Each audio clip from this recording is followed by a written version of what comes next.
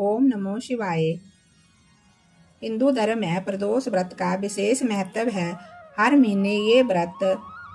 महीने के कृष्णवास शुक्ल पक्ष की त्रयोदशी तिथि को रखा जाता है। इस महीने चैत्र मास के शुक्ल पक्ष की त्रयोदशी 10 अप्रैल को है। वैसे तो त्रयोदशी तिथि 9 अप्रैल से शुरू हो रही है, लेकिन उदया तिथि के अनुसार व्रत 10 अप्रैल को रखा जाएगा। इस दिन भगवान विष्णु एवं माता पार्वती के पूजन का विधान है। प्रदोष व्रत रखने से भगवान शिव की कृपा से मनवांछित फल की प्राप्ति होती है। हिंदू पंचांग के अनुसार चैत्र माह के शुक्ल की त्रयोदशी को गुरु प्रदोष व्रत रखा जाएगा। प्रदोष व्रत के दिन गुरुवार होने के कारण इसे गुरु प्रदोष व्रत कहा जाएगा। चैत्र माह के शुक्ल पक्ष की त्रयोदशी तिथि 9 अप्रैल को रात को 10:55 से शुरू होगी और अगले दिन यानी 11 अप्रैल को रात को 1 बजे तिथि समापन होगी। ऐसे में 10 अप्रैल को प्रदोष व्रत किया जाएगा। इस दिन पूजा करने का शुभ मुहूर्त शाम को 6:44 से 8:59 तक है। इस समय में प्रदोष व्रत की पूजा करना बहुत ही शुभ फलदायक रहेगा। इस बार पूजा के लिए 2 घंटों का समय मिल रहा है। ये नव वर्ष की पहली प्रदोष व्रत है। गुरु प्रदोष व्रत। जो प्रदोष व्रत गुरुवार के दिन पड़ता है वो गुरु प्रदोष व्रत कहलाता है। गुरुवार प्रदोष व्रत रखने से भक्तों को अपने पूर्वजों का आशीर्वाद मिलता है।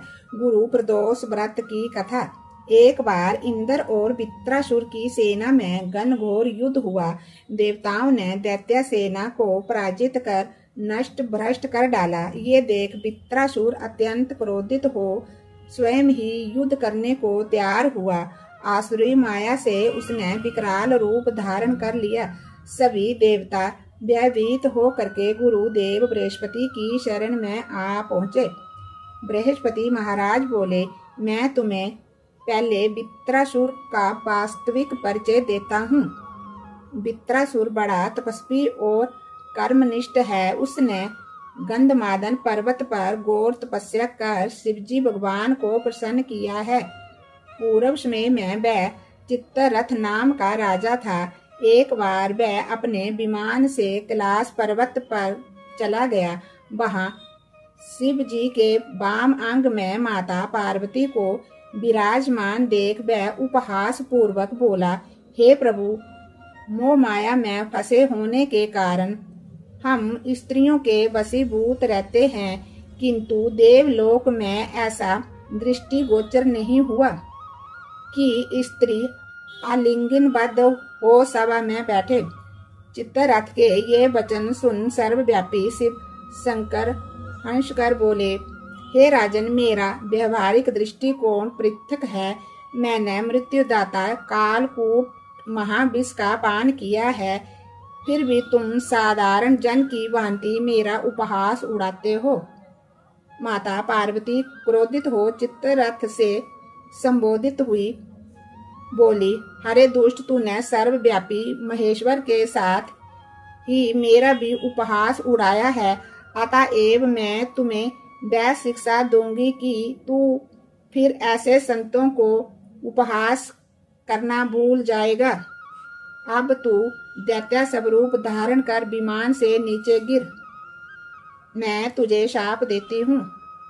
जगदम्बा भवानी के अभिशाप से चित्तरथ राक्षस योनि को प्राप्त हो गया और त्वष्टा नामक ऋषि के श्रेष्ठ तप से उत्पन्न हो वृत्रासुर बना। गुरुदेव बृहस्पति आगे बोले, वृत्रासुर बाल्यकाल से ही शिव भक्त रहा है। अतः हे इंद्र, तुम बृहस्पति प्रदोष व्रत कर शंकर भगवान को प्रसन्न करो। देवराज ने गुरुदेव की आज्ञा का पालन कर बृहस्पति प्रदोष व्रत किया। गुरु प्रदोष व्रत के प्रताप से इंद्र ने शीघ्र ही वृत्रासुर पर विजय प्राप्त कर ली और देवलोक में शांति छा गई। बोलो उमापति शंकर भगवान की जय। हर हर महादेव। ओम नमो शिवाय।